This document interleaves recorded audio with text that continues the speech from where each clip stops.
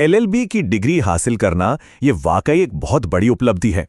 लेकिन अक्सर इस मंजिल पर पहुंचते ही एक नया और बड़ा सवाल सामने खड़ा होता है। आज हम इसी पर बात करने वाले हैं और समझेंगे कि एक एलएलबी की डिग्री के बाद करियर के कौन-कौन से शानदार दरवाजे खुलते हैं। तो वो बड़ा सवाल यही है, लॉ की पढ़ाई पूरी हो गई, अब आगे क्या? ये एक ऐसी उलझन है जिससे आप यकीन मानिए लगभग हर लॉ ग्रेजुएट गुजरता है।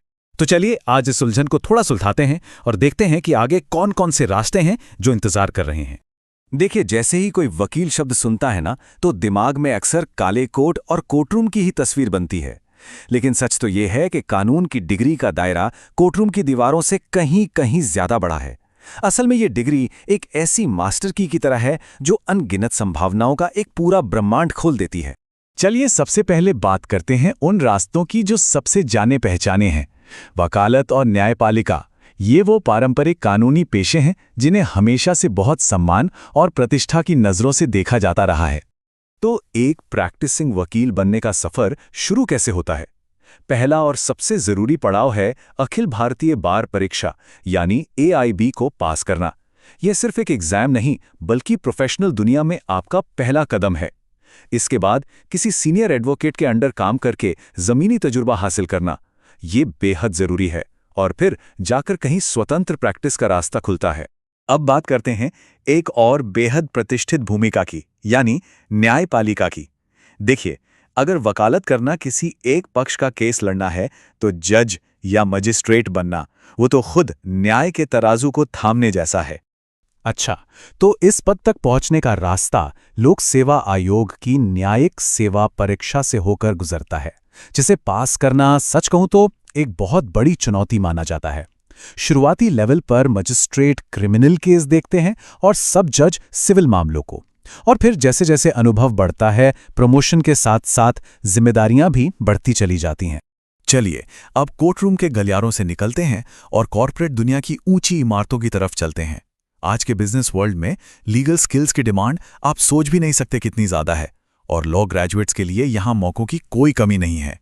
किसी कंपनी के लीगल एडवाइजर बनने से लेकर उनके इन हाउस लीगल डिपार्टमेंट का हिस्सा बनने तक कई अलग अलग रोल हैं। आप चाहें तो लीगल एनालिस्ट बन सकते हैं या फिर बैंकों और फाइनेंशियल इंस्टीट्यूशंस को सलाह दे सकते हैं।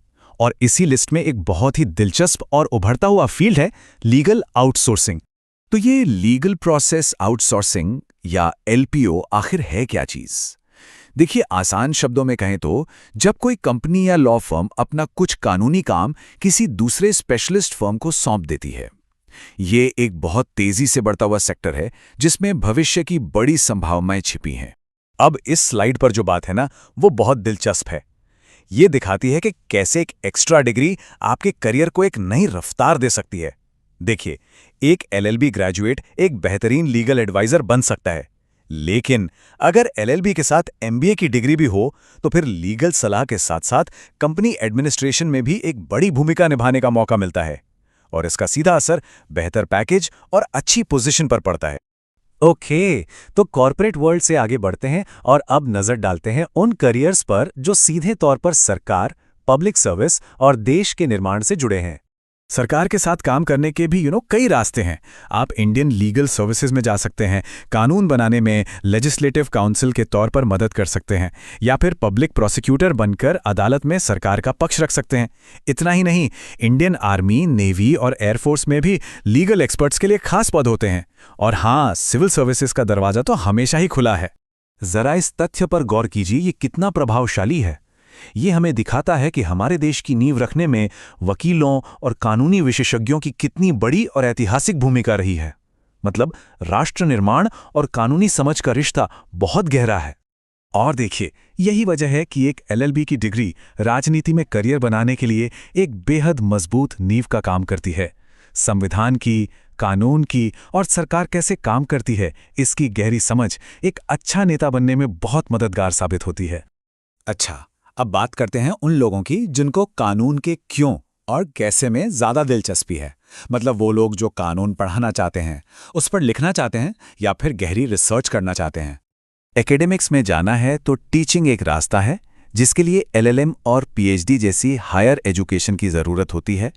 अगर लिखने का शौक है तो लीगल जर्नलिज्म या राइटिंग एक बेहतरीन ऑप्शन है, और हाँ, इसी फील्ड में एक और बहुत महत्वपूर्ण भूमिका है लीगल रिसर्चर की।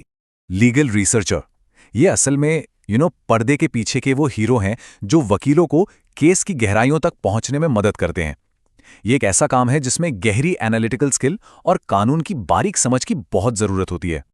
तो हमने पारंपरिक वकालत से लेकर मॉडर्न कॉर्पोरेट रोल्स तक और कोर्टरूम से लेकर क्लासरूम तक कई सारे विकल्पों को देखा। अब सवाल ये उठता है कि इतने सारे रास्तों में से अपने लिए सही रास्ता कैसे चुना जाए। यहाँ सबसे ज़रूरी बात ये याद रखनी है कि LLB की डिग्री मंजिल नहीं है, बल्कि ये एक सफल और अच्छे करियर की तरफ बढ़ाया गया पहला सबसे ज़रूरी कदम है।